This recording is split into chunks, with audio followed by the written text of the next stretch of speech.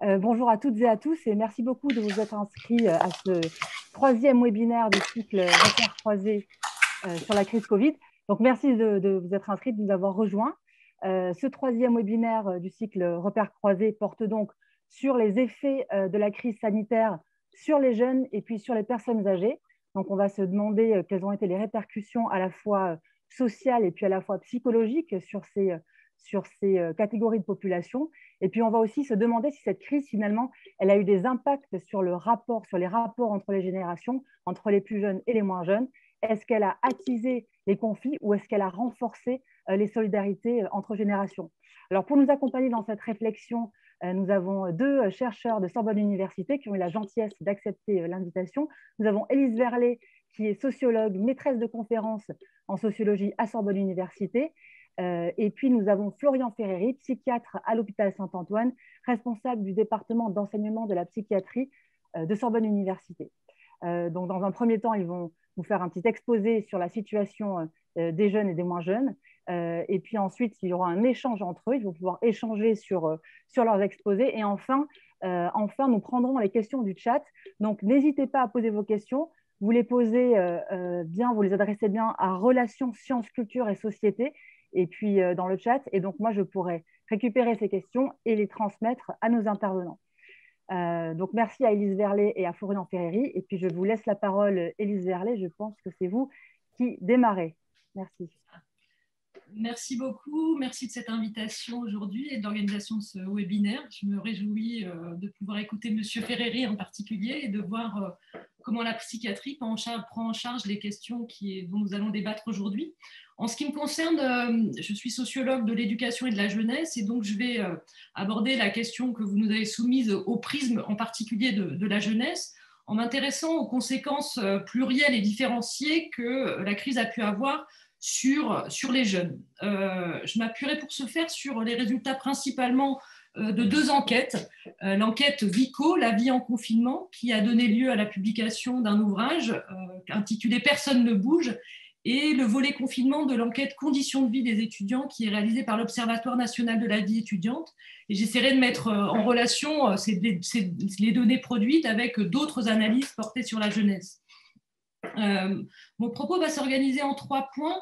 Dans un premier temps, je vais revenir sur les définitions et les représentations qui ont pu être véhiculées sur les jeunes pendant cette période de crise, pour insister sur la diversité de la jeunesse et les inégalités qui la traversent. Dans un second temps, je vais m'interroger plus spécifiquement sur les impacts de la crise sur la jeunesse. Sans être exhaustive, je montrerai comment les jeunes ont été impactés socialement, économiquement et scolairement par la crise. Et enfin, je terminerai sur la question des solidarités ou de l'éventuelle conflictualité qui a pu se déployer pendant la crise ou qui est susceptible d'émerger à l'issue de celle-ci. Donc, j'aimerais d'abord commencer par rappeler que la jeunesse est plurielle. Quand on parle de jeunes, de qui est-ce qu'on parle? On évoque assez indistinctement, finalement, des jeunes qui sont des jeunes scolarisés en lycée professionnel, en lycée général ou dans l'enseignement supérieur.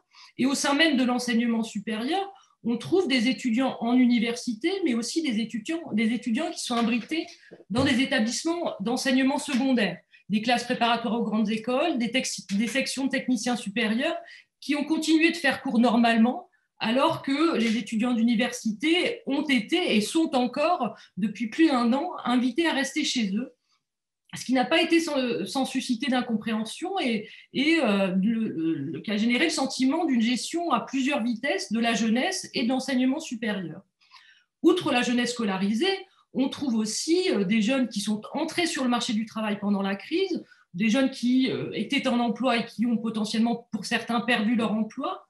On trouve aussi des jeunes qui sont plus ou moins indépendants à l'égard de la tutelle parentale, ne serait-ce que d'un point de vue résidentiel. On va trouver des jeunes qui sont cohabitants, c'est-à-dire qui vivent chez leurs parents, des jeunes décohabitants qui vivent seuls ou en couple, et pendant la crise, beaucoup de jeunes recohabitants, c'est-à-dire qui sont retournés vivre au domicile parental. Je pourrais décliner encore très longuement la liste des variations qui font que la jeunesse n'est pas un bloc homogène. Mais ce qui m'intéresse, c'est qu'on a souvent dit que la crise avait cristallisé toute une série d'inégalités qui lui préexistaient. Il en va effectivement ainsi pour la jeunesse qui a travaillé et vécu la crise de façon très inégale, qui a pu bénéficier de soutiens institutionnels ou familiaux très divers et qui a donc été fragilisée plus ou moins fortement. Pourtant, malgré la diversité de la jeunesse, les médias en particulier ont eu tendance à relayer des images qui sont assez homogénéisantes de celle-ci, avec en arrière-plan la thèse justement de l'émergence d'un conflit générationnel ou de la naissance d'une génération Covid, avec deux images de la jeunesse qui étaient mobilisées. D'un côté, l'image d'une jeunesse insouciante ou d'une jeunesse dangereuse, d'une jeunesse qui brave les interdits, les appels au confinement, qui fait des fêtes clandestines. En gros, une jeunesse peu solidaire, une jeunesse convaincue qu'elle ne peut pas être touchée par le virus et qui, de ce fait, compromet le travail visant à endiguer la propagation du virus et qui met les autres en danger. C'est l'image de super contaminateurs du fait de leurs pratiques sociales, de l'extension de leur réseau de sociabilité. C'est aussi une image plus cynique qui a été véhiculée, notamment dans sur les réseaux sociaux, des boomer removers qui sont les exterminateurs de baby boomers. C'est le surnom qui a été donné au Covid sur les réseaux sociaux. Cependant, si on pense non plus aux conséquences sanitaires de la pandémie, mais aux conséquences culturelles, économiques et sociales qu'elle induit ou induira, c'est une autre représentation de la jeunesse qui a été convoquée, celle d'une jeunesse sacrifiée, victime collatérale de la pandémie, avec l'idée que les jeunes et les étudiants sont et ont été les plus mal pris en compte par les décisions gouvernementales. C'est justement cette question que je voudrais aborder dans un deuxième point, c'est celui des effets de la crise sanitaire sur les jeunes et sur quelle jeunesse. D'abord, d'un point de vue social. Les études sur la jeunesse convergent sur l'importance des relations sociales entre pairs. Les jeunes ont des activités intenses de sociabilité, des réseaux personnels larges, qui sont constitués de liens tissés à l'occasion des activités de loisirs, des sorties, de l'intégration studieuse. Et par ailleurs, autre caractéristique d'un point de vue relationnel, c'est l'instabilité relationnelle des jeunes, c'est-à-dire que ces derniers ont des taux élevés de renouvellement de relations. En gros, les jeunes se font vite des amis, ils les perdent selon les activités et ils les remplacent également vite. En limitant les interactions habituelles, les situations de confinement, de distanciation, de couvre-feu ont conduit à une restriction des relations sociales et les processus de naissance et de maintien des relations sociales des jeunes s'en sont trouvés fortement perturbés. C'est ce que montre Michel Grossetti sur la base de l'enquête Vico, que les pertes de relations sont particulièrement exacerbées chez les 18-30 ans. Ces restrictions relationnelles, elles ont eu des effets nombreux. Elles ont eu pour effet notamment d'accroître l'expression de sentiments d'isolement ou de solitude chez les jeunes, en particulier chez les jeunes qui ont vécu le confinement et la suite du confinement seuls. Des signes de détresse psychologique, de nervosité, de tristesse, d'abattement ou de découragement ont été assez fréquemment identifiés chez les jeunes. C'est un tiers des étudiants, par exemple, qui déclarent ces symptômes. Et c'est avec une vulnérabilité variable qui est largement dépendante d'autres types de fragilités, en particulier les fragilités économiques, mais aussi le degré d'indépendance résidentielle, économique à l'égard de la tutelle parentale. Ces situations d'isolement et ces difficultés d'ordre psychologique, elles ont eu pour conséquence aussi d'aggraver les situations de décrochage scolaire des élèves et des étudiants, en particulier pour ceux qui étaient déjà en difficulté, même s'il est encore un peu tôt pour en prendre pleinement la mesure. Il faut rappeler que la France, avant la crise, est l'un des pays de l'OCDE où les écarts de performance entre élèves, entre les jeunes, entre ceux qui ont des bons résultats et des résultats médiocres, étaient déjà parmi les plus élevés et que ces écarts de réussite étaient fortement corrélés aux indicateurs d'appartenance sociale. Et en l'occurrence, il est fort probable que les conditions d'études qu'ont connues les étudiants et les élèves vont encore accroître ces inégalités et vont contribuer à diminuer les chances d'obtenir un diplôme et d'accéder à l'emploi dans des conditions à peu près satisfaisantes pour toute une frange de la population. Autre dimension qui a eu un impact très fort au cours de cette période, l'emploi et la situation économique des jeunes. L'emploi est évidemment un front sur lequel les jeunes ont payé et vont payer un tribut lourd. Il faut rappeler qu'avant la crise, 20% des jeunes étaient au chômage et que parmi les jeunes, les 15-24 ans, seulement 45% étaient en emploi à durée indéterminée. En comparaison, c'est 78% des 25-49 ans qui sont en contrat à durée indéterminée. Les autres jeunes sont indépendants, employés, en CDD, en apprentissage ou en intérim. En l'occurrence, le marché du travail français se caractérise par son dualisme qui a toujours fait des jeunes une variable d'ajustement aux variations conjoncturelles de l'économie. Et donc, logiquement, les entreprises en difficulté ont déjà et vont prioritairement ne pas renouveler, on peut s'attendre à ce qu'ils ne renouvellent pas les contrats précaires qui sont massivement occupés par les jeunes. Ainsi, par exemple, plus de la moitié des étudiants, 58% des étudiants qui avaient une activité rémunérée en parallèle de leurs études ont dû l'arrêter, la réduire ou en changer, avec des pertes de revenus qui sont des pertes de revenus conséquentes, en particulier, une fois encore, pour ceux qui sont les plus dépendants des revenus d'activité pour le financement de leurs conditions de vie et de leurs études. C'est en particulier le cas des étudiants les plus âgés, des étudiants étrangers, qui ont perdu en moyenne plus de 400 € mensuels au cours du premier confinement.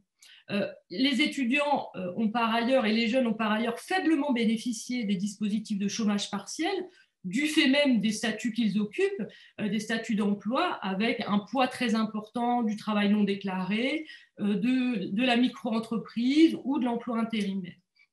Dans ce contexte, les jeunes ont connu des situations de précarisation, voire de paupérisation importante, qui se sont exprimées aussi dans une surdéclaration de difficultés financières, des difficultés à faire face aux dépenses courantes, des difficultés à s'alimenter, à manger à sa faim pour beaucoup d'étudiants en difficulté financière, des retards ou des impossibilités à payer son loyer, etc. Donc, en résumé, la représentation d'une jeunesse sacrifiée, et sans être exhaustive sur l'ensemble des dimensions, semble étayée, mais apparaît aussi une jeunesse plurielle qui a été très inégalement impactée et protégée au cours de cette période, en fonction notamment des soutiens dont elle a pu bénéficier. Et donc, c'est donc un troisième point que j'aimerais aborder maintenant, c'est la question justement des solidarités pendant la crise, la façon dont elles se sont exprimées, dont elles se sont reconfigurées. Finalement, si d'un côté, les confinements ont empêché les personnes de sortir, de se côtoyer, de pratiquer des activités ensemble ou d'aller en cours, il n'a en revanche pas empêché que se renforcent un certain nombre de liens. C'est notamment ce que montre Claire Bidard sur la base de l'enquête Vico. Elle montrait d'abord que les liens intrafamiliaux, qui sont aussi des liens intergénérationnels, se sont renforcés. Beaucoup de jeunes qui n'ont pas de contraintes liées au travail, notamment, sont venus se confiner chez leurs parents. C'est la moitié des étudiants qui ont quitté leur logement et qui sont très majoritairement retournés vivre avec au moins l'un de leurs parents. Le confinement n'a pas non plus empêché de se parler, de se voir, de se rencontrer à distance ou de faire cours à distance sur un écran. Et de ce point de vue, les jeunes sont les plus outillés pour entretenir les relations en ligne, et ce sont ceux d'ailleurs qui ont créé le plus de liens en distanciel. Le confinement a enfin aussi permis que se développent d'autres types de relations, des relations de proximité avec le voisinage, mais aussi des relations qui sont des relations de solidarité. Les solidarités se sont épanouies, elles ont eu tendance à se renforcer, voire à émerger. À côté de l'action de nombre d'associations, il semble qu'on ait assisté à un éveil individuel des consciences, à l'identification aux plus touchés que soi et à des comportements très concrets d'aide à autrui. Le confinement aurait ainsi permis une prise de conscience et une sensibilisation accrue aux inégalités sur des thématiques très diverses, les conditions de logement, les revenus, l'emploi, les compétences numériques, la santé, etc. Au final, de manière très, très rapide, trois éléments me semblent à souligner. Les jeunes ont été fortement fragilisés par la pandémie, mais pour autant, d'un point de vue générationnel, la crise révèle aussi autre chose, l'émergence de principes de solidarité, au moins pendant le premier confinement. Il sera intéressant de voir comment ces élans de solidarité ont pu résister au temps. Et je pense que de ce point de vue, M. Ferreri pourra nous apporter un certain nombre d'éclairages. Concernant maintenant la question du conflit générationnel, il est vraiment difficile de prédire ce que cette expérience historique va générer. Il n'est pas exclu, comme le prophétisent les enquêtes d'opinion, que se cristallise une conscience générationnelle, à mon avis, autour en particulier des enjeux qui ont trait aux conditions de vie et à l'autonomie de la jeunesse. Voilà, merci de votre attention. Très bien, merci beaucoup, Élise. Je vous passe la parole, Florian Ferreri, sur l'aspect, sur les conséquences psychologiques de cette crise, pour la jeunesse notamment. Oui, bonjour à toutes et à tous. Je suis ravi d'être avec vous aujourd'hui et très content de succéder à Élise Verlet qui a mis le point sur des enjeux importants de la situation actuelle. Alors, pour l'aspect psychiatrique ou psychologique, certains pourraient se dire finalement, est-ce que c'est la psychiatrie qui doit intervenir là-dedans? Et en fait, on va voir que oui, elle peut intervenir dans le sens où la crise actuelle, c'est un bouleversement collectif, mais ça peut aussi être un bouleversement individuel. Et certaines personnes vont avoir des capacités importantes de gestion de la situation et d'autres vont être plus en difficulté. Et le temps va mettre un peu à l'épreuve les différentes, on va dire, pas structures, parce qu'on ne parle plus de ça, mais les différents tempéraments et différents modes de vie. Alors, déjà, quand on parle de crise, c'est un vocable qui est quand même très difficile, très dur. Hein. C'est une charge mentale qu'on pourrait dire pour la personne qui entend ça. Crise, guerre, couvre-feu. Alors, confinement, on en parle moins, mais c'est dans l'imaginaire collectif quelque chose qui est très marquant et qui est déstabilisant de par la nature même du sens inconscient que ça peut avoir.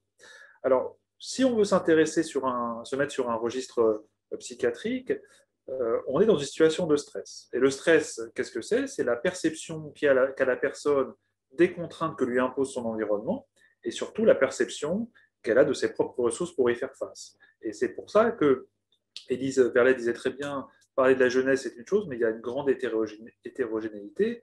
Parler du stress est également important, mais c'est aussi quelque chose de très hétérogène. Avec le premier enjeu, c'est de dire que le stress, c'est nécessaire à la survie. On a besoin d'être stressé. Et certains disent ce n'est pas toujours cool d'être zen. C'est-à-dire que si on se voile la face, si on n'est pas averti d'un danger, on ne va pas s'armer pour se protéger. Alors le stress, ce n'est pas une maladie en soi, c'est une réaction physiologique. Mais par contre, ça peut provoquer des maladies physiques, cardiovasculaires, de la tension, des troubles digestifs, des douleurs, une fatigue, et des troubles psychiques qu'on va essayer d'aborder un petit peu.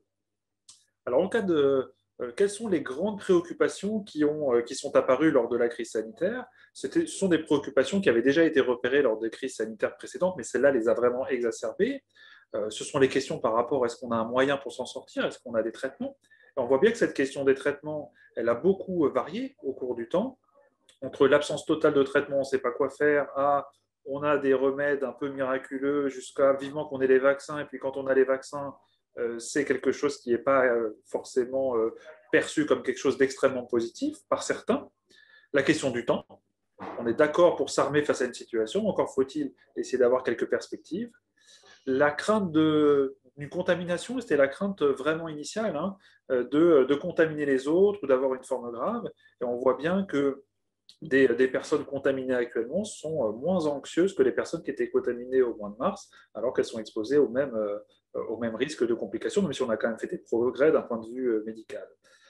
Il y a la question des débats permanents, et les experts, c'est vrai, changent d'avis, et ça crée une tension importante. On a l'impression que c'est le chaos total dans la pensée, à la fois scientifique, mais même dans la pensée commune, et ça, c'est quelque chose qui peut être très préoccupant pour les individus. Le fait d'être submergé d'un flot d'informations à la fois économique, de santé, rend la situation très complexe à comprendre et le sentiment d'être démuni, de ne rien pouvoir faire et surtout, enfin, de se dire à quoi bon se sortir de la crise ou d'éviter le Covid si la vie qui nous attend est quelque chose d'extrêmement péjoratif. Alors, pour revenir aux pathologies et pour revenir au stress, finalement, on a d'une part un événement stressant, c'est la crise en tant que telle. Et cet événement, il varie un petit peu entre le début de la crise, le confinement total, les mesures d'aide et autres. Et maintenant, c'est quand même des choses un petit peu différentes. Il y a la vulnérabilité individuelle, c'est-à-dire comment on gère les situations de tension psychique et quel est notre vécu personnel. Et puis, il y a le contexte social. Et en fonction de ces différentes dimensions, on peut avoir l'éclosion de pathologie psychiatrique qu'on va qualifier de réactionnelle, c'est-à-dire en lien avec, avec une situation. Et on parle beaucoup de deux choses, les troubles de l'adaptation, c'est-à-dire la difficulté à s'ajuster, à modifier son appréciation des choses en fonction d'une situation donnée. Un trouble classique d'adaptation, c'est on vous apprend que vous souffrez d'une maladie chronique, enfin une maladie, pas forcément grave, mais le simple fait de savoir que vous avez cette pathologie vous déprime totalement alors qu'il y a des thérapeutiques pour s'en sortir. L'autre aspect, c'est le trouble de stress post-traumatique, c'est-à-dire qu'on devient hypersensible à tout ce qui parle de la crise et on risque d'avoir d'une part des conduites d'évitement et d'autre part une mémoire traumatique de cette situation où on ne va plus pouvoir entendre parler du mot Covid pendant un certain temps. Et ce traumatisme peut être individuel, mais il peut effectivement être collectif. Et enfin, si on est en difficulté de façon plus prolongée, la crainte, c'est la dépression, c'est-à-dire de se mettre dans un mode dégradé de soi-même, ne plus avoir le moral, ne plus avoir de perspective et ne plus réussir à se projeter. Et on voit bien déjà dans cette problème de se projeter qu'il y a deux populations qui vont être en difficulté.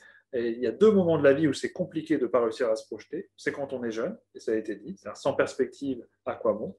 Et sans quand on est âgé, c'est-à-dire comment faire face, est-ce que ça vaut encore la peine de se battre contre des douleurs, contre un handicap, alors que finalement l'avenir paraît très, très incertain. L'éclosion de ces pathologies, elles dépendent donc de l'ensemble de ces facteurs et c'est difficile à apprécier. Si on est sur un pourcentage, le taux de troubles de l'adaptation, de dépression, il est clairement élevé et il est supérieur au taux habituel. Ça, c'est clair. L'autre paramètre, c'est la durée. C'est tant que ça va durer, on va éprouver les plus résistants à faire face à l'adaptation. Avec une modification relationnelle qui peut en découdre, le temps initial étant beaucoup un temps probablement de l'altruisme, on a envie d'être dans l'action, de faire, de protéger les plus fragiles. Un autre temps, on est obligé d'un peu de se recentrer sur soi, d'ailleurs, de sauver un petit peu son environnement restreint, de trouver des solutions face aux difficultés économiques, face à l'isolement. Et le troisième temps qu'on peut craindre, c'est un peu le temps du déni, c'est-à-dire qu'on on en veut plus aux mesures restrictives qu'aux problèmes initiaux qui ont conduit à la crise. Alors, les troubles de l'adaptation, à partir de quand ça devient pathologique? Parce que finalement, c'est peut-être pas si anormal que ça de ne pas être satisfait de la situation actuelle et d'être préoccupé. Ça devient anormal quand ça entraîne une souffrance marquée et que ça gêne notre fonctionnement social ou professionnel, ou scolaire pour les plus jeunes. Donc, il y a un certain nombre de personnes sont actuellement à un stade qu'on va qualifier de pathologique, c'est-à-dire qu'ils ont un impact fort des préoccupations qu'ils ont face à la crise actuelle. Alors, les facteurs de stress, on les a très bien. La frustration, l'ennui, l'accès limité aux ressources, la durée incertaine, les pertes financières. Et en impact psychologique, ça peut se traduire par de l'anxiété, de la tristesse, de la colère, de la frustration, de la peur, de l'ennui.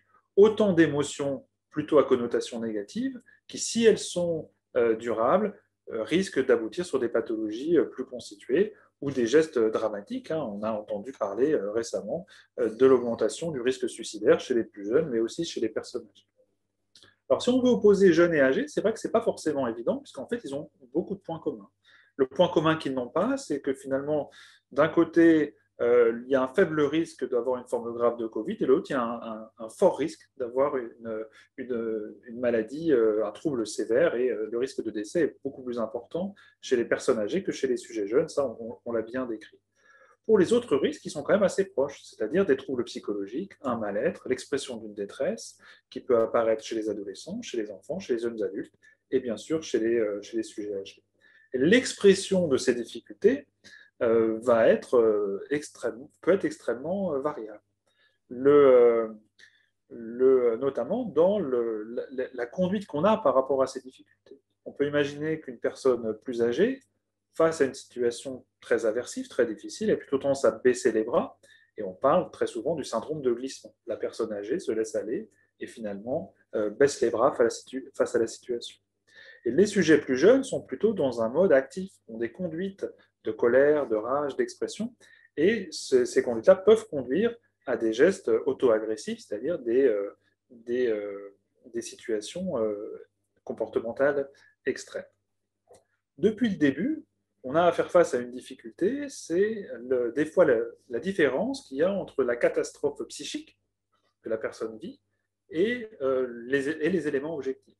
C'est-à-dire qu'effectivement, il y a certains jeunes, certains étudiants qui sont en grande difficulté et qui ont un état émotionnel en relation avec leurs difficultés. Puis il y a d'autres étudiants dont on se serait attendu qu'ils seraient plus protégés. Prenons par exemple les étudiants en santé. Alors certes, ils ont été très impliqués dans la crise. Certes, ils n'ont pas des études comme les études, comme celle ils n'ont pas une organisation d'études comme celle qu'elle était prévue, mais pour autant, ils ont cette particularité d'être des acteurs importants de la crise. Et on sait que quand on est spectateur, c'est quand même plus compliqué que quand on est acteur. Et pour autant, quand on les interroge, ils ont également le même sentiment que beaucoup de jeunes d'être en difficulté, d'être un peu sacrifiés sur l'autel de cette catastrophe. Donc ça, c'est un ensemble de phénomènes psychologiques à analyser. Alors, je vais faire attention au temps, mais comment aider et comment sortir un petit peu de la crise, même si on pourra en débattre. Le point qui semble très important, c'est d'aider une sorte d'accompagnement de la résilience en aidant à la verbalisation autour de la situation stressante. Ça ne veut pas forcément dire d'engager une psychothérapie intensive, mais c'est trouver un ensemble de situations, un ensemble de moments, un ensemble d'interstices, que ce soit entre amis quand c'est encore possible, avec les parents, avec l'entourage ou avec des professionnels, pour verbaliser les difficultés, pour lutter contre des schémas de pensée trop pessimistes qui pourraient se mettre en œuvre. Ça, c'est le premier aspect. Et l'autre aspect, c'est essayer de moduler au mieux l'environnement, et ça reprend une partie des aides qui ont été proposées par le gouvernement ou localement, de soutien à une dégradation d'un environnement qui peut être assez rapide, notamment la dégradation financière. C'est peut-être l'occasion, cette crise aussi, de reconnaître que qu'on soit jeune ou plus âgé, il faut prendre soin de soi. Et prendre soin de soi, c'est être conscient que son hygiène de vie, son alimentation, son sommeil, son activité physique sont des atouts précieux pour garder un dynamisme et un moral face à la situation de crise. Donc on a certains ont l'impression d'être très démunis, et en fait, si on les accompagne, on peut les réarmer, les réoutiller pour passer ces événements difficiles. Bien sûr, si on est à un stade très avancé avec des manifestations dépressives, un délitement complet de la sphère relationnelle et des perspectives, alors on a besoin d'aller vers des prises en charge plus adaptées, mais éventuellement médicamenteuses. Je vais peut-être laisser le temps pour la discussion. J'en ai fini avec cette petite introduction et les manifestations qu'on peut retrouver en population en ce moment. Et je suis ravi de pouvoir échanger avec vous, avec Élise Verlet. Merci beaucoup, Florian Ferreri. Élise Verlet, vous vouliez peut-être réagir à l'exposé qui a été fait par Florian Ferreri. Est-ce qu'il y a des aspects de son exposé qui vous ont particulièrement interpellé? Oui, merci beaucoup. J'ai trouvé que c'est vraiment intéressant et on voit effectivement tout à fait la complémentarité des approches. Est-ce que la manière dont les choses sont abordées par Florian Ferreri. Moi, j'avais des questions justement sur cette question de l'adaptation. Vous avez beaucoup parlé d'adaptation. Et je m'intéresse en particulier à la population étudiante en tant qu'enseignante et chercheur. Est-ce que justement vous avez pu identifier, vous parlez des étudiants en médecine, mais de manière générale, comment finalement au fil du temps cette problématique elle s'est posée aux étudiants et qu'est-ce que ça a généré, parce que on observe assez fortement, en tout cas on a l'impression d'un décrochage assez massif des étudiants avec les cours en distanciel. Et est-ce que ça, c'est quelque chose qui est susceptible d'avoir généré un certain nombre de fragilités chez les étudiants? Et donc voilà, un peu sur les éléments de lien entre l'engagement universitaire et ces fragilités psychologiques. Je ne sais pas si vous avez quelques éléments. Alors j'ai quelques éléments. Déjà, les capacités d'adaptation des jeunes sur le papier, elles sont bonnes. C'est-à-dire que la vitalité étudiante et la vitalité de la jeunesse fait qu'ils sont capables de rebondir.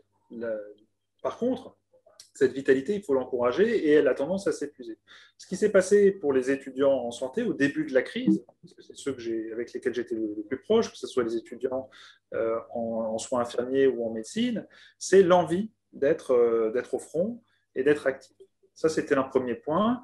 Et une préoccupation qui est venue dans un second temps, c'est de dire oui, ok, mais si on est en première ligne, ça va être quand même assez difficile de préparer nos examens, de faire le théorique. On a besoin d'avoir l'esprit libre pour être le plus efficace possible. Donc la préoccupation, elle était vraiment altruiste, c'est de dire, OK, on va aider le système de santé, on va continuer à travailler dans les hôpitaux avec un taux de volontariat qui a été très élevé, mais on ne pourra pas faire tout l'aspect théorique, et on leur a répondu à juste titre.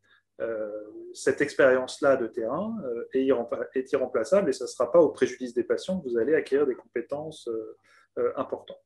Donc ça, c'était un peu le début. Et puis, avec le temps qui dure, il y a un épuisement, il y a aussi un épuisement un peu émotionnel, parce qu'on donne beaucoup. On a retrouvé certaines problématiques, on va dire, d'étudiants plus classiques ou hors santé, d'être effectivement d'être en difficulté avec la restriction des relations, avec le distanciel, avec la nécessité quand même de préparer des examens au moins pour la rentrée d'après, même si la fin d'année dernière a été gérée un petit peu différemment de d'habitude. Donc, on va dire différents temps. Et on a vu quelque chose d'assez particulier. C'est aussi des étudiants qui, au début, étaient très volontaires pour faire quelque chose et à qui on a dit non, mais là, on n'a pas besoin de vous pour l'instant. Et ils ont très mal vécu cette obligation d'être un peu en seconde ligne parce que les premières lignes étaient déjà occupées, alors qu'on sait que la réserve est importante quand on doit avoir des combats sanitaires comme ça. Et vous, Élise, du coup, peut-être en tant qu'enseignante également, mais pas dans les professions de santé, en sociologie à l'université, vous avez constaté quel effet sur vos étudiants de cette situation d'isolement parfois? C'est un peu compliqué de répondre, mais effectivement, nous, ce qu'on observe dans nos cours, tout simplement, c'est, ce matin, j'avais un cours qui est censé accueillir une centaine d'étudiants. J'en avais 35 en présentiel, 35 en distanciel et 2 en présentiel, alors que j'ouvre tous mes cours au présentiel. Donc, effectivement, on voit au fur et à mesure du temps, justement, s'éroder la participation et l'engagement des étudiants dans leurs études. Alors, on ne sait pas quels effets ça va avoir, puisque les examens vont commencer là dans une semaine, 15 jours. Et donc, c'est encore difficile de mesurer justement les effets sur le potentiel décrochage universitaire.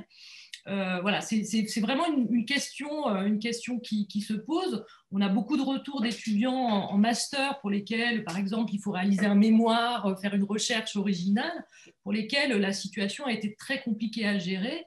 Parce que justement, ce qui a été compliqué, c'est la prise en charge en fait des ajustements successifs. En fait, c'est pas à la rigueur le premier confinement a été relativement plus facile à prendre en charge puisque au fur et à mesure des terrains s'ouvrent, des terrains se referment. Idem des étudiants on a beaucoup d'étudiants qui sont des étudiants salariés qui à la rentrée ont retrouvé un emploi qu'ils ont perdu à nouveau. Donc on a des mails, des échanges avec les étudiants qui sont extrêmement fragilisés par l'évolution constante en fait et de la prise en charge et des restrictions qui évoluent au fur et à mesure du temps, avec des fragilités exacerbées pour certains types d'étudiants. Je pense en particulier aux étudiants étrangers qui justement ne peuvent pas bénéficier du soutien relationnel, du soutien parental immédiat, qui ont par ailleurs rencontré des difficultés dans leur mobilité, dans leur possibilité avec la fermeture d'un certain nombre de frontières, à retourner chez eux. Donc, voilà, avec une variation importante selon les étudiants. Et notamment dans les enquêtes, c'est une question peut-être pour Florian Ferreri, on observe quand même, semble-t-il, une surdéclaration des fragilités psychologiques chez les jeunes femmes. Est-ce que par rapport à cette dimension-là, vous avez peut-être quelques éléments est-ce que c'est un biais de déclaration, c'est-à-dire que les femmes tentent à surdéclarer ces fragilités, ou est-ce que ces fragilités se concrétisent plus spécifiquement en lien avec certaines pratiques ou certains... Par rapport moi, je n'ai pas d'enquête là récente sur les étudiants, mais par rapport au stress en général, clairement, il y a une vulnérabilité féminine plus importante. qu'on n'explique pas totalement. Il y a ce que vous avez dit en partie, c'est-à-dire une plus grande capacité chez les femmes probablement à identifier un problème anxieux, à vouloir se faire accompagner et à être enregistré en tant que tel. Ça, c'est un des premiers aspects. Identifier que la chose est anormale et qu'on peut faire quelque chose. Il y a d'autres raisons de cette différence entre les hommes et les femmes sur la dimension des hormones. Ça, c'est une autre hypothèse. Alors là, dans la crise actuelle, ça ne va pas avoir un énorme impact. Et puis, il y a ce concept quand même important, à la fois de charge mentale, c'est-à-dire que même les jeunes femmes sont peut-être des fois plus préoccupées par le devenir soit de leurs camarades, soit de leur famille et de leurs personnes plus âgées. Bien sûr, on parle en moyenne, on a rappelé plusieurs fois que c'était hétérogène. Et le dernier point, c'est quand même les jeunes femmes ont été plus souvent exposées à des situations potentiellement traumatiques dans leur histoire personnelle, que ce soit des menaces, des agressions sexuelles ou non. Et en cas de nouvelle adversité, les capacités pour répondre semblent être plus difficiles à mobiliser. Ça, c'est ce qui semble expliquer les différences de ressenti entre les hommes et les femmes sur les troubles de l'adaptation. Dans les études, c'est 2 tiers, 1 tiers. Très bien. Et peut-être, Élise, vous aviez d'autres remarques à faire sur l'exposé de Florian Ferreri. Mais peut-être que vous pourriez également réagir l'un et l'autre sur les mesures d'accompagnement qui ont pu être mises en place à la fois par le gouvernement, à la fois par les universités. Est-ce qu'il y en a qui vous semblent plus intéressantes que d'autres? Est-ce qu'elles ont été suffisantes? Quel est votre regard sur ces accompagnements? Alors moi j'ai un regard positif sur l'accompagnement, notamment les forfaits de séances prépayées. Alors c'est pas pour les jeunes, c'est pas pour les étudiants, mais c'est pour les plus jeunes sur le soutien financier. C'est-à-dire que ce sont des choses nécessaires mais pas suffisantes. C'est-à-dire que ça doit s'accompagner d'une mise en perspective de ces aides, d'un accompagnement à on va dire, à l'ajustement de la crise. C'est-à-dire que là, encore une fois, la catastrophe psychique qui est ressentie et qui est réelle, est des fois déconnectée de la réalité. Alors pour certains, on a les deux. On a une catastrophe psychique et un environnement extrêmement catastrophique. Mais pour d'autres qui ont la chance d'avoir un environnement plus stable et pour lequel il n'y a pas, on va dire, péril dans la demeure, le ressenti est tout aussi négatif que ceux pour qui rien ne va. Donc ces accompagnements, ces lignes de soutien, cette entraide, cette plus grande disponibilité aussi des enseignants qui ont, enfin moi je ne sais pas comment ça s'est passé pour l'ensemble des facultés, mais en tout cas pour ce qui est de la faculté de médecine, on a l'impression on les voit moins, mais on a une énorme proximité avec eux, ils se privent pas d'interagir de façon plus directe avec nous. Il y a eu mis en place un tutorat, de lignes dédiées, de lignes spécifiques et certains étudiants ont saisi cette opportunité. Certains ne la saisiront pas, mais certains ont saisi cette opportunité. Donc ça va dans le bon sens. Tout ce qui peut soulager l'impression qu'on n'est pas entendu aider est important. Un dernier point avant de laisser répondre Elise, c'est par rapport aux différents questionnaires qu'on peut faire circuler pour essayer d'avoir une vision plus globale. Ça peut être un peu parfois difficile à apprécier parce qu'il y a aussi la question dans ces questionnaires de la réponse attendue. C'est-à-dire, je suis étudiant, il y a dans ces questionnaires pour certains l'occasion d'avoir des revendications. Et il peut y avoir une tendance à la majoration des difficultés pour se faire entendre en quelque sorte. Et c'est pour ça que c'est difficile d'avoir une vision si précise. Donc on sait que ça ne va pas, mais on peut avoir du mal à savoir dans quelle proportion ça ne va pas. J'irai dans le même sens, peut-être encore une fois en nuançant, parce que la question est la question de l'épreuve du temps, et je pense qu'il y a eu plusieurs temps aussi de la prise en charge et du soutien de la jeunesse, c'est-à-dire il y a eu le premier confinement qui, entre guillemets, a généré des situations, en l'occurrence aussi de précarité exacerbée chez un certain nombre de jeunes, et des dispositifs qui ont mis du temps à se mettre en place justement pour pouvoir accompagner ces fragilités économiques, ces fragilités psychologiques aussi, je pense, même si je connais un petit peu moins les dispositifs, et qui, au fur et à mesure, justement, les dispositifs se sont un peu étayés au niveau facultaire en particulier, aussi au niveau des associations. Moi, j'ai nombre d'étudiants qui ont été soutenus financièrement d'une manière ou d'une autre, avec les difficultés qu'ils rencontraient, la perte de leur emploi, une perte de revenus qui était extrêmement conséquente. Maintenant, à un niveau plus macro-social, la France est dans une situation un petit peu particulière du point de vue du modèle de citoyenneté sociale qui est promu, puisque c'est un modèle qui est très familialisé. C'est-à-dire que c'est quand même la famille qui occupe une place prépondérante dans les ressources des jeunes. C'est la famille qui contribue majoritairement au financement des études des jeunes.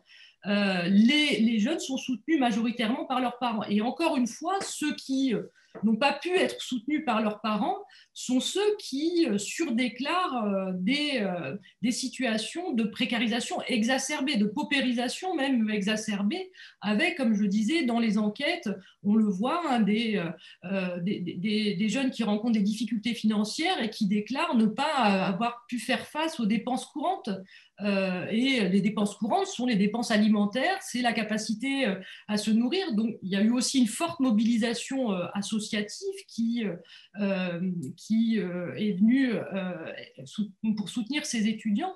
Mais en l'occurrence, on voit qu'il y a quand même une problématique en termes d'autonomie de la jeunesse et que voilà, les jeunes sont toujours soutenus principalement par les parents ou par les politiques familiales via les allocations familiales, via les aides fiscales aux familles ou via même le système de bourse, mais le système de bourse qui est défini en fonction du niveau de revenu des parents. Donc cette question de l'autonomie de la jeunesse, elle se pose là aujourd'hui et je pense que sur les questions, la question qui nous est posée justement de conflit générationnel ou d'émergence d'une conscience générationnelle, c'est cette question-là qui est posée aussi, la capacité justement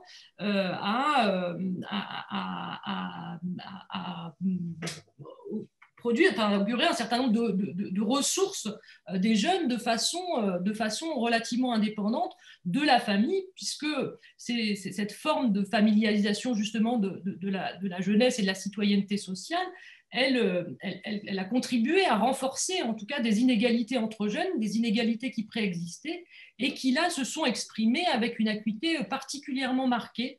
Encore une fois, en particulier dans les enquêtes, on le voit très fortement, c'est surtout les étudiants étrangers, les étudiants les plus âgés, les étudiants qui sont indépendants vis-à-vis de on appelle la tutelle parentale ou en tout cas des ressources parentales et qui n'ont pas pu bénéficier de ce soutien, qui se sont trouvés très fragilisés. Merci beaucoup. Alors, on va commencer à prendre les questions du chat.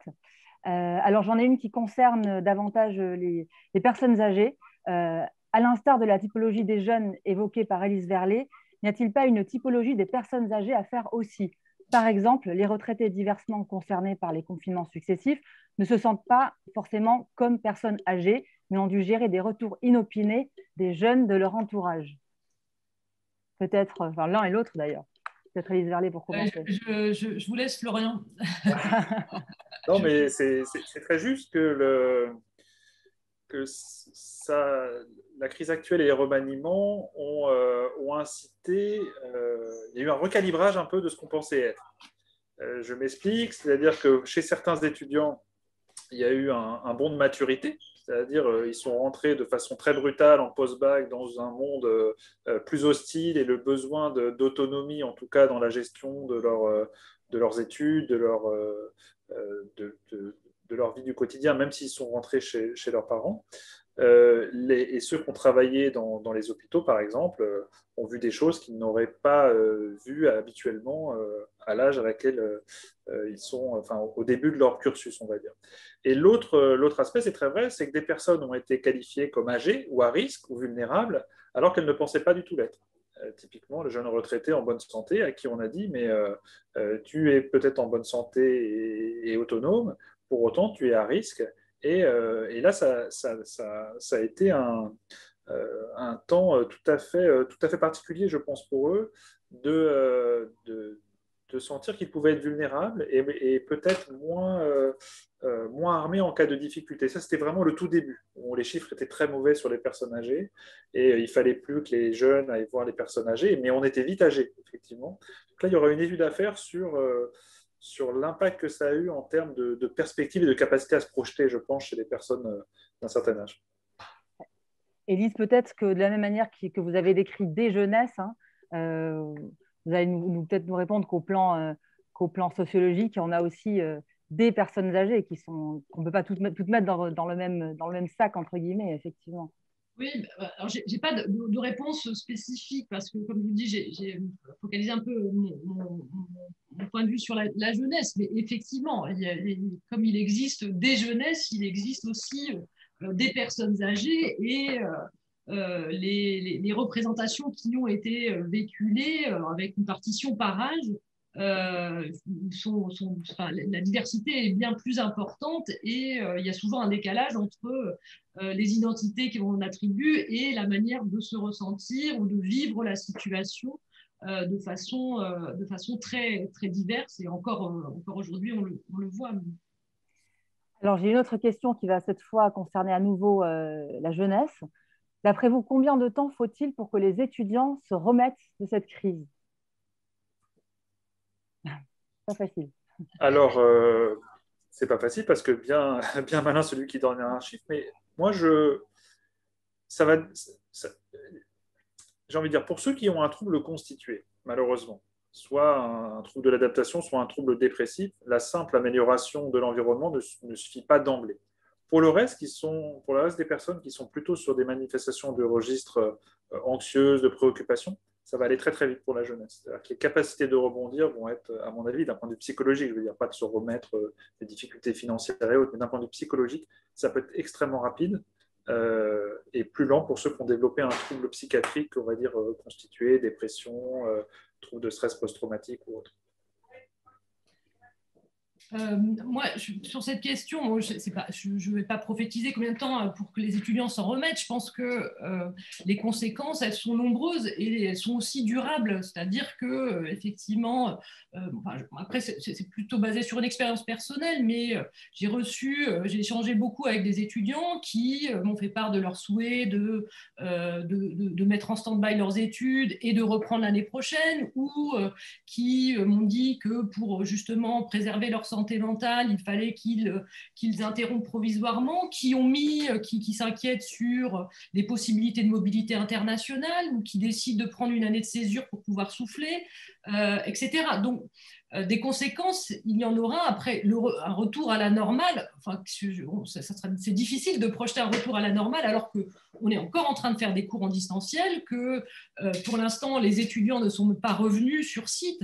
Mais effectivement, ce qu'on observe, c'est que malgré tout, le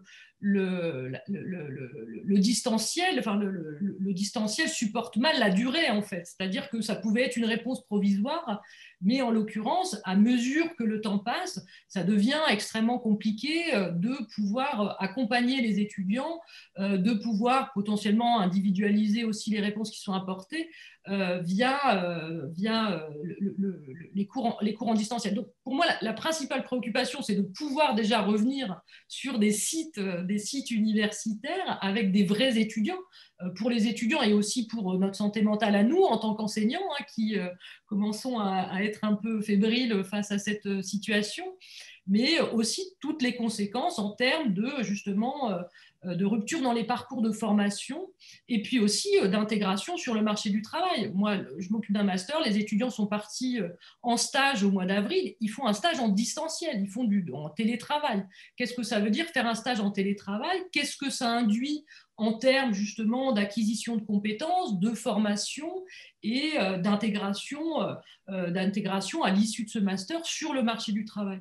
Donc voilà, je suis incapable de dire quand est-ce que le retour à la normale sera possible. Ce n'est pas nous qui le définirons d'ailleurs, ce retour à la normale. Pour le moment, on a été comme les étudiants, c'est-à-dire qu'on était en attente le jeudi soir des annonces qui allaient être faites et de la possibilité d'accueillir 10% de nos jauges ou une journée par semaine sans savoir comment on allait mettre ça en place. Et donc, on a aussi assez fortement subi la situation en nous ajustant. Enfin, je pense que les enseignants se sont beaucoup ajustés aussi en permanence en essayant de proposer justement des organisations qui rendent possible et qui permettent de maintenir le lien avec les étudiants. Mais en l'occurrence, je pense qu'au moins, en tout cas, il y a encore une année qui va être compliquée, je pense, de ce point de vue-là. Alors, on a encore une question sur la projection dans l'avenir. Ne croyez-vous pas que ce qui différencie la perception de la crise par les personnes âgées et les jeunes est l'incertitude dans la projection dans l'avenir? Cette incertitude sur l'avenir et surtout l'impact catastrophique de la crise sur l'économie trouble énormément les jeunes. Qu'en pensez-vous? Je pense, dans la continuité de ce que je disais, hein, c'est effectivement un des points majeurs de ce que doivent traverser les jeunes et aussi les plus âgés. Mais en tout cas, pour les jeunes, effectivement, la difficulté à se projeter dans l'avenir, les projets de mobilité internationaux qui sont mis à mal, l'insertion sur le marché du travail. Chaque année, c'est 700 000 jeunes qui rentrent sur le marché du travail et qui vont se présenter dans un contexte qui est un contexte extrêmement compliqué, en particulier pour les moins diplômés. Il y a quand même près de 10% des jeunes qui rentrent sur le marché du travail sans diplôme. Quelles conditions leur sera faites? Ce que j'évoquais préalablement, c'est aussi le fait que les jeunes sont aussi les principales entre guillemets, variables d'ajustement sur le marché du travail. Donc, ces questions-là, elles sont effectivement très présentes à l'esprit des jeunes et les conséquences vont être nombreuses. Donc, cette difficulté à se projeter, c'est effectivement une difficulté majeure qui se pose à un certain nombre de jeunes et qui, sans doute, contribue à une forme de désengagement, encore une fois, dont on ne mesure pas pleinement les conséquences. Je pense qu'on y verra plus clair d'ici quelques semaines quant aux effets sur la population étudiante et sur les jeunes, qui ont encore eu des annonces hier sur les ajustements des modalités du baccalauréat et qui en permanence sont incapables d'anticiper pleinement les choses. Florian Ferreri, cette difficulté à se projeter dans l'avenir, elle va avoir des conséquences aussi sur des troubles anxieux chez les jeunes? Elle va avoir des conséquences puisque effectivement, notre morale dépend en partie de ce qu'on est capable d'anticiper. Et notre cerveau a cette fâcheuse tâche de faire le scénario du pire. Alors, quand il est aidé par une crise, il amplifie un peu les phénomènes de difficulté. Donc, il faut qu'on arrive, dans la mesure du possible, à éviter à inciter les jeunes et aussi les personnes plus âgées à se projeter et d'éviter le à quoi bon se projeter. Parce que si on arrive à la situation du à quoi bon se projeter, là on va être les personnes qui pensent ça vont être en grande difficulté psychologique, en grande détresse, et on va avoir à faire face à un ensemble de troubles qui vont être, alors pour le coup, vraiment une vague psychologique dévastatrice. Alors peut-être dans la lignée de cette question, on a une question sur les addictions. Est-ce que la jeune génération ne va-t-elle pas présenter à terme des formes d'addiction compensant le stress de la crise? Et a-t-on des parallèles avec les générations qui ont connu la dernière guerre, par exemple? Alors le parallèle avec la dernière guerre sur les addictions, ça, on ne l'a pas forcément. Par contre, oui, il y a des conduites addictives qui ont tendance à se développer et qui est sous-tendue par le stress. Alors, il y a les addictions à des substances, alcool, cannabis ou autres, et puis il y a des addictions comportementales aux écrans, aux jeux, qui sont tout à fait préoccupantes. Et certains même intègrent dans les addictions les troubles des conduites alimentaires. Et on a vraiment une observation d'une augmentation des troubles des conduites alimentaires de type anorexie, boulimie chez les jeunes en ce moment, qui semble être le reflet d'une difficulté majeure à gérer la situation actuelle et le reflet d'un inconfort psychique important. Alors, on a à présent une question sur les politiques zéro Covid versus les politiques du vivre avec, sur le mal-être ou les pathologies psychiatriques. Est-ce qu'on a des éléments là-dessus, sur les effets des différentes politiques face au Covid, sur le mal-être ou les pathologies psychiatriques? Je ne sais pas si la question est pour moi, je vais la prendre. C'est vrai qu'il y a un décalage, entre les mesures sanitaires et les mesures psychologiques. Puisque d'un côté, on est plutôt au niveau des mesures sanitaires sur une restriction très forte des interactions sociales pour éviter, pour contenir la crise et si possible aller rapidement mieux. Et de l'autre côté, une incapacité pour une partie de la population à se contraindre une nouvelle fois à ces restrictions majeures. Donc effectivement, confinement et psychologie, ça ne fait pas bon ménage. Et l'équation, c'est vraiment l'équation impossible. Peut-être qu'une question qu'on peut avoir également, qui va s'adresser aux deux, mais peut-être plus spécifiquement à Élise Verlet, est-ce que cette crise, elle va avoir des impacts sur l'acceptabilité de notre système social, en fait, pour les jeunes et peut-être pour les personnes âgées, mais peut-être pour démarrer sur les jeunes. Est-ce que la crise qu'on traverse va faire que les jeunes vont s'interroger davantage sur le contrat social ou sur l'environnement social dans lequel ils évoluent? Ben, probablement, enfin, c'était un des points que j'évoquais préalablement sur la question justement de l'autonomie de la jeunesse et justement de la façon dont le système de financement est organisé. Après, c'est difficile de répondre à cette question, c'est-à-dire qu'est-ce qui va augurer et qu'est-ce qui va se cristalliser chez les jeunes.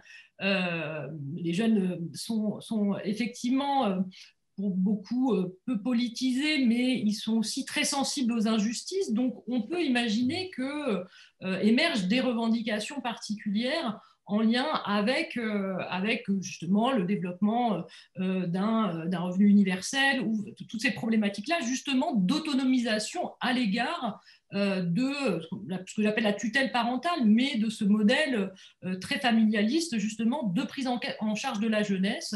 Et une fois encore, c'est difficile de prédire pour l'instant parce que cette question, encore une fois, ce que j'ai essayé de développer dans ma présentation, c'est que c'est une question qui anime beaucoup les arènes médiatiques, mais dont on mesure difficilement la réalité en fait chez les jeunes qui craignent l'émergence d'un conflit intergénérationnel, mais sans qu'à aucun moment ce conflit intergénérationnel ou ces revendications ne soient clairement objectivées en fait. Donc voilà, il me semble qu'en tout cas c'est un des points de tension que fait ressurgir cette crise, cette question justement de la prise en charge et de l'inégalité qu'elle induit entre jeunes et en fonction, bien sûr, de l'appartenance sociale, de l'origine sociale, de la capacité des familles à subvenir aux besoins des jeunes, de la dépendance de certains jeunes aux revenus d'activité, qui, en l'occurrence, se sont trouvés particulièrement fragilisés, encore une fois, d'un point de vue économique, aussi parce qu'ils dépendent, enfin, ils ont faiblement bénéficié du chômage partiel, parce qu'ils occupent aussi des statuts précaires pour l'emploi étudiant, mais aussi sur le marché du travail. Donc voilà, c'est les 27% d'étudiants qui ont bénéficié des dispositifs de chômage partiel, enfin les 27% d'étudiants qui ont perdu leur travail. Donc derrière, si la famille ne vient pas se substituer à ces revenus d'activité, c'est extrêmement problématique. Et en l'occurrence, je pense que c'est comme ça qu'il faut reposer la question justement de la spécificité de la jeunesse française, qui est très différente d'autres modèles plus individualistes et qui accompagnent très différemment la prise en charge de la jeunesse. Très bien, merci beaucoup. Florian Ferrer, à moins que vous ayez un commentaire également sur cette question.